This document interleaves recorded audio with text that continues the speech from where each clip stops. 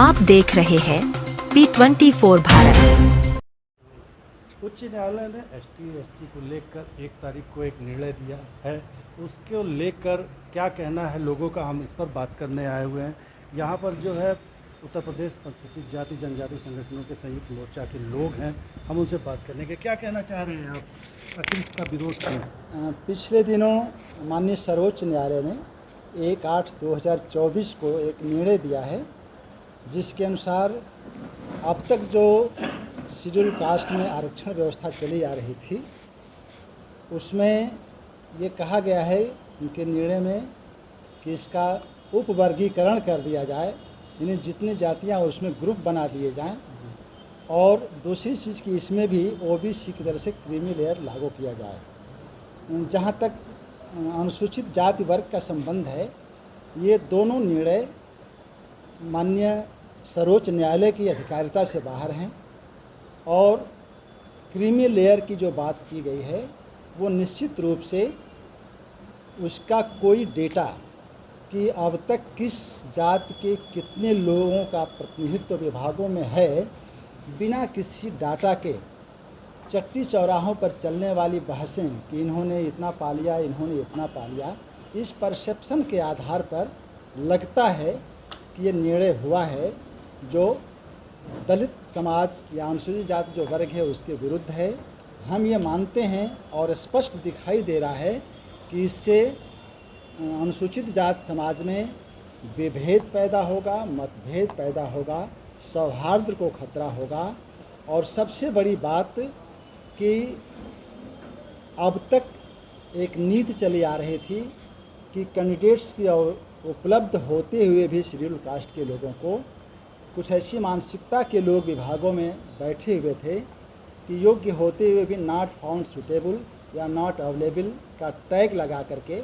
इन्हें अपने अधिकारों से वंचित किया जाता रहा है। इसमें और ये चीज़ उभर करके आ जाएगी कि क्रीमी लेयर जो असंवैधानिक है उसके आधार पर कहेंगे कि नहीं, उनको छांट दिए जाएंगे,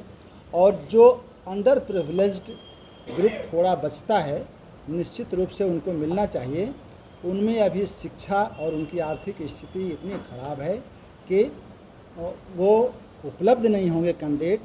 कुल मिलाकर के आज से ये होगा कि शेड्यूल कास्ट को जो 22.5% और सेंटर में 15% का रिजर्वेशन मिलता है, वो समाप्त करने की प्रक्रिया का यह हिस्सा है। इसको लेकर के पूरे समाज में जन आक्रोश है। हम लोग ज्ञापनों के माध्यम से अभी महामहिम जी को, राष्ट्रपति महोदया को, माननीय प्रधानमंत्री को, माननीय कानून मंत्री को, समाज कल्याण के जो अधिकारिता मंत्रालय है उसको एक ज्ञापन दिया गया, जिसमें हम ये मांग कर रहे हैं कि चूँकि ये माननीय सर्वोच्च न्यायालय का निर्णय है, इसलिए और जनहित में नहीं है, अल्ट्रा वायरस निर्णय है, इसलिए इसको माननीय राष्ट्रपति महोदय और प्रधानमंत्री महोदय पार्लियामेंट के पटल पे लाकर के विधेयक के रूप में इसको निष्प्रभावी करें। जिस तरह से ये व्यवस्था आरक्षण की चल रही थी उसको लागू करते हुए जो अब तक के भारी मात्रा में बैकलॉग के पद हैं उनको भरे जाएं। NFS की व्यवस्था समाप्त हो, जो लगातार NFS के नाम पर अनरिजर्व्ड कर दिए जा रहे हैं पद, वो व्यवस्था समाप्त हो, और सबसे बड़ी मांग कि आरक्षण की व्यवस्था को 9वीं अनुसूची में संविधान के डाला जाए, जिससे बार बार इस तरह के जो समीक्षा के नाम पर हस्तक्षेप होता है वो बंद हो। जहाँ तक बात इस समाज में अंडर प्रिविलेज्ड रह गए ऐसे बहुत से समुदाय हैं, हम लोग मांग कर रहे हैं कि उनकी शिक्षा को बेहतर करने के लिए, उनकी आर्थिक स्थिति को बेहतर करने के लिए और इन नौकरियों तक उनकी पहुंच सुनिश्चित करने के लिए विशेष प्रोविजंस करके उन मोहल्लों में उनकी पहुंच के अंदर स्कूल खोले जाएं, सामुदायिक केंद्र खोले जाएं, कोचिंग इंस्टीट्यूशंस बनाए जाएं, उनको वेटेज देना चाहते हो वेटेज दें और उनकी सहभागिता सुनिश्चित कराएं। लेकिन ये बंटवारा, ये विभाजन असंवैधानिक है और दलित विरोधी है। इसको पार्लियामेंट में बिल ला के समाप्त किया जाए।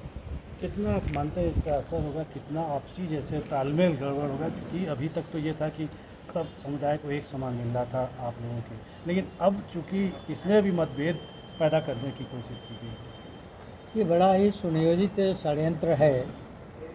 और ये सुनियोजित षड्यंत्र जो है वो राजनीतिक और साथ ही साथ न्यायिक रूप में भी